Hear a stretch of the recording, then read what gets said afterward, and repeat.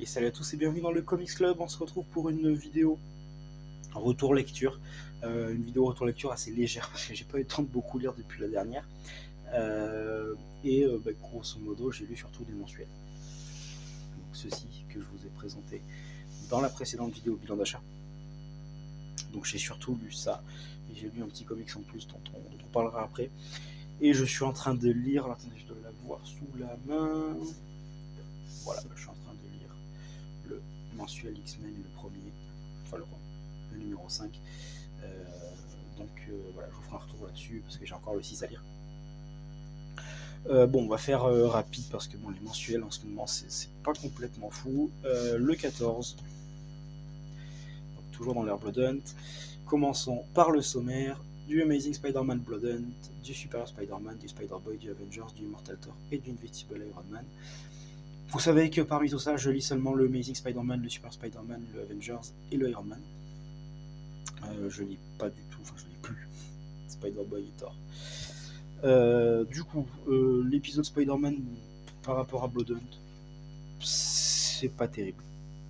Voilà, on sent que c'est du tie-in, on sent que c'est pour faire du remplissage. Les dessins sont quand même pas trop mal, hein. Mais voilà, c'est passable, c'est oubliable. Super Spider-Man, moi j'aime bien, hein, toujours, ça continue sur sa lancée. Je crois que c'est bientôt la fin de l'arc, c'est peut-être l'avant-dernier épisode, quelque chose comme ça. Donc les dessins sont cool, moi j'aime plutôt bien le scénario, c'est rien de révolutionnaire, mais c'est agréable à lire, plus que la série Spider-Man en ce moment. Spider-Boy, donc bon, je passe, je ne lis absolument pas ça. Le Avengers, c'est toujours centré sur Blood Hunt, et là j'étais un peu déçu, dans le sens où je vous avais dit le mois dernier que moi j'avais plutôt bien aimé le premier issue avec la formation de ce groupe d'Avengers entre guillemets un petit peu inopiné, on avait si vous vous souvenez, c'est pour chaque personnage une ou deux planches qui expliquaient ce que représentaient les Avengers pour eux, pourquoi ils étaient Avengers, etc. Donc ça c'était cool. Là en fait, c'est la suite. Ils combattent des vampires, mais vu que c'est Captain America et qu'il faut pas faire non plus trop redondant avec les principal Blood Hunt, c'est des vampires nazis. C'est pareil, ça se laisse lire, il y a de l'action, c'est sympa, mais sans plus. Franchement, c'est sans plus. Thor, je le lis pas. Et Iron Man, pareil. J'ai plutôt globalement bien aimé cette série Iron Man avec le Tony Stark qui écrit son autobiographie. Donc, vous voyez, en fait, c'est des parties de son autobiographie dans les encadrés. Donc, qui est toujours en relation avec la série X-Men et le Fall of X. Oui, c'est ça, Fall of X. Avec notamment Emma Frost. C'est pas complètement fou. Dans celui-ci, je trouve que les parties du journal sont pas mal. Je trouve les dialogues vraiment pas terribles. On a par exemple ce combat où en fait Tony et Rhodes en fait passent leur combat à discuter. Franchement, c'est pas un épisode que moi j'ai beaucoup aimé. Voilà pour ce Marvel Comics là. J'ai pris l'habitude de mettre des notes. Celui-là, ce sera un 3 quoi. Et donc sa suite qui n'est guère beaucoup mieux. Là, je vous montre le sommaire. Donc du Amazing Spider-Man Blood Hunt, du Amazing Spider-Man Or Blood Hunt, du Spider-Boy, du Avengers Blood Hunt et le dernier épisode du run de Iron Man. Donc si on prend en suivant le Amazing Spider-Man Blood Hunt, c'est la suite directe. C'est pas franchement fou, c'est pas nul, c'est pas complètement mauvais, mais c'est un peu osef quoi. La série Amazing Spider-Man, c'est nul.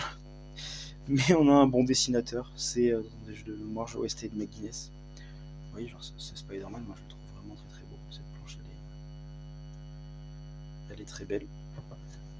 On a 2-3 planches avec le bouffon vert également, c'est pareil, c'est le retour du bouffon vert. Donc ça c'est plutôt pas mal fait, hein, mais bon, on a une impression un peu de non seulement déjà vu et puis de force à jouer. Regardez cette double page avec le bouffon vert, elle est magnifique. franchement, Emma Guinness sauve pour moi l'épisode.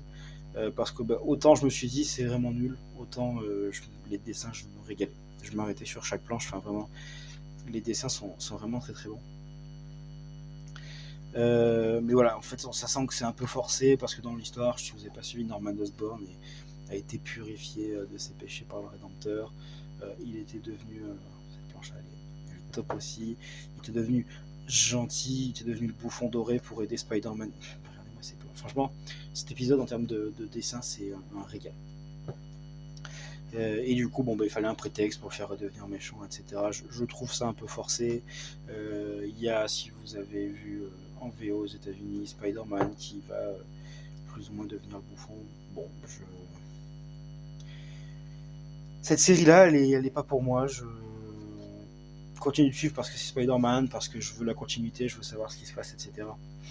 Mais vraiment, c'est pas une bonne période pour Spider-Man. La Spider-Boy, on va allègrement zapper comme je le fais à chaque fois. Le Avengers, en fait, je vous présente les deux, mais je me répète un peu. Avengers, pareil, Blood Hunt, c'est la suite avec les vampires nazis. Bon. Voilà. Bon. Encore une fois, c'est OSEF, hein, ça n'existerait pas, ça serait pareil. Ça a le mérite d'exister. On a le personnage de Pietro qui, pour le coup, est plutôt intéressant, je trouve, dans cet épisode-là. C'est l'avantage. Les dessins sont pas moches, ne sont pas non plus complètement fous. Voilà, j'ai pas grand chose de plus à en dire. Et le dernier épisode d'Iron Man, qui pour le coup, moi je trouvais plutôt stylé. Cette couverture, je la trouve très très belle aussi. Je trouve plutôt sympa. C'est vraiment l'épilogue du run, avec toutes les histoires avec les X-Men, avec donc les retombées sur le méchant, donc Fei Long, la clôture de l'histoire avec Emma Frost.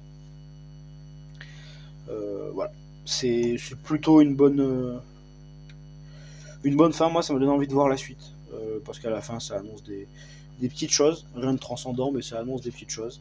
Donc plutôt pas mal. Globalement, sur un Iron Man, moi je l'ai plutôt aimé. J'ai plutôt trouvé ça sympa. C'est pas non plus quelque chose qui a révolutionné le personnage. Je pense que ça ne deviendra pas un must-have. Quand on va me dire je regarde Iron Man, je dirais pas lis ce run Invincible Iron Man. Mais c'était plutôt divertissant. Hop. Et voilà la couverture du prochain Marvel Comics avec la série, je crois, c'est Avengers Assemble, quelque chose comme ça, où on nous dit que on aura une équipe qui va nous surprendre. C'est sur la couverture, donc on sera moyennement surpris quand même, mais voilà, effectivement, on a des nouvelles têtes, on a Photon, on a Shang-Chi, on a Wonder Man qui va revenir. Donc écoutez, hâte de voir ça. Parce que du coup on aura un nouveau cycle sur Iron Man, on aura donc une nouvelle série Avengers. Donc j'espère que ce mensuel va se renouveler un petit peu, parce que c'est vrai que moi j'ai lu la moitié des séries et encore elles me convainquent pas toutes, voire en fait il n'y en a aucune qui m'a vraiment convaincu. Donc il tarde de voir quand même la suite qui va être donnée à ce mensuel là. Et du coup j'ai pu lire rapidement Kick-Ass en Marvel Poche, c'est quand même assez fin, puis ça se lit vraiment bien. Donc j'ai pu lire ça entre deux mensuels, parce que c'est vrai que j'ai pas eu le mensuel du mois d'avant, j'ai rattrapé tout ça. Kick-Ass, je pense que je suis un des derniers qui ne l'avait pas lu, avec donc de Mark Millar et John Romita Jr. Moi, John Romita Jr., je suis très très fan. Donc les dessins, je les trouve vraiment très très très beau. Donc c'est l'histoire d'un adolescent qui lit des comics comme vous et moi, qui lui par contre a envie de devenir un super héros pour combler certains manques dans sa vie, et qui va se heurter au vrai monde, au fait qu'il ne sait pas réellement se battre, au fait que la vraie vie c'est pas les comics et qu'à la fin c'est pas forcément le héros qui gagne. Il va rencontrer d'autres personnes qui ont eu la même idée que lui, voire qui vont être inspirées par lui. C'est vraiment très cool. On a vu Hit Girl, je vais essayer de vous la retrouver. Donc c'est très très sanglant, c'est même les dialogues, hein, c'est très très cru,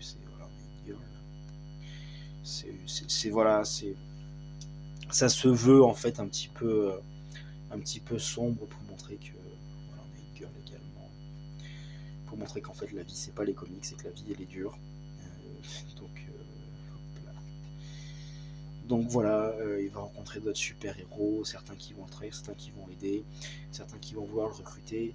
Il va rencontrer des méchants, certains qui va pouvoir battre, certains qui vont lui mettre des raclés, qui vont lui mettre des coups de pression. Non, vraiment, c'était très agréable à lire, ça se lit assez vite. Pour être honnête, j'ai pas trouvé ça non plus. Je comprends que ce soit un classique, mais en le lisant, j'ai pas trouvé ça non plus complètement fou à me dire je veux lire absolument la suite, Je prendrai la suite parce que j'ai bien aimé, c'est divertissant. Mais voilà, ça en plus, je le mettrai pas par exemple dans le top 5 des comics que j'ai lus. En fait, je le mets un peu au même niveau que The Boys, pour être tout à fait honnête, dans le sens où en fait, c'est des comics que moi j'ai découvert tard, qui sont globalement unanimement, quoique pour The Boys un peu moins, mais globalement unanimement reconnus comme très bons, très aimés. Vu que c'est de l'indépendant en plus, certaines personnes ont tendance à les mettre plus en avant, justement parce que c'est de l'indépendant et qu'effectivement les indépendants sont moins mis en avant de base. Et peut-être que je m'en attendais à beaucoup mieux, dans le sens où peut-être qu'on me l'a survendu. Toute proportion gardée, hein, comme je vous dis, je vais le prendre à la suite, parce que j'ai quand même beaucoup aimé. Mais c'est vrai que je sais pas, moi je m'attendais à vraiment un chef-d'œuvre que j'ai pas retrouvé là en fait. C'est vraiment. J'ai vraiment l'impression que Kick-Ass, c'est un exutoire pour Mark Millar, qui a besoin en fait de faire sortir toute sa violence. Mais ça fonctionne bien. Mais c'est juste qu'effectivement, peut-être que moi j'en attendais beaucoup plus que ce que ça peut donner globalement, parce qu'on me l'a vendu comme étant un chef-d'œuvre. Après, à côté de ça, faut pas vous mentir, ça reste un chef-d'œuvre, attention. Mais faut comparer ce qui est comparable. Mais effectivement, c'est très cool, c'est très divertissant. Voilà, moi je le lis, comme je vous disais, de la même manière que The Boys. C'est-à-dire que The Boys, je le lis, j'ai bien aimé. D'ailleurs, au fur et à mesure, je trouve ça un petit peu moins bien, au fur et à mesure du temps. Mais voilà, c'est quelque chose qui se lit en plus assez rapidement, qui est très... c'est beaucoup dans l'action, c'est quelque chose qui... Les pages se tournent vite parce que globalement, il y a beaucoup de combats, beaucoup de sang. Mais vraiment voilà. Moi dans mon esprit en plus c'est le même format, globalement c'est à peu près le même format également en termes de nombre de pages, donc c'est quelque chose qu'en fait je lis entre deux comics Marvel, pour une lecture rapide, pour une lecture sans prise de tête. Voilà, si je mettais une note, je lui mets un bon 7 sur 10, 7,5 quand même, parce que Romita Junior, parce que les dessins sont magnifiques. Et pour le coup, je trouve que ces dessins, dans le sens où Mark Millar veut essayer de dépeindre en fait le monde réel, je trouve que ces dessins vont parfaitement avec. C'est-à-dire que vraiment on a l'impression de suivre quelqu'un comme ça, et pas vraiment un super héros, vous voyez. Même les costumes, on n'a pas l'impression de voir des super héros avec des costumes parfaits en tenue moulante, etc. Vous voyez, ça fait quand même, on dirait des pyjamas réellement. Donc vraiment, on a l'impression que c'est le monde réel, et les dessins de Romita, pour moi, dans mon appréciation et dans le fait que j'ai aimé, jouent beaucoup là-dedans. Non seulement parce que j'aime beaucoup Romita, et en plus je trouve que ça s'adapte parfaitement à l'ambiance de la série que moi j'ai pu capter.